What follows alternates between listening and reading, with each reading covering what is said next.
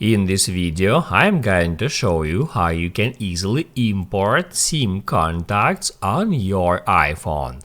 Be sure to watch the video to the very end so you don't make any mistakes, and of course do not forget to like this video and subscribe to my channel.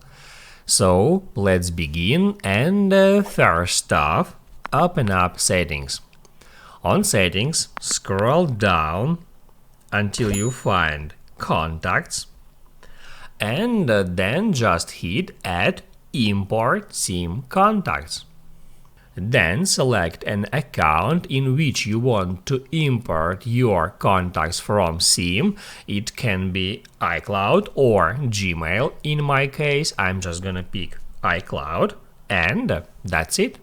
I have just imported contacts from my SIM to the iCloud contacts. Now you can write down in the comments below if you have any questions about that tutorial, and also I recommend you to check out my iPhone tutorials playlist, which you can easily find in the description.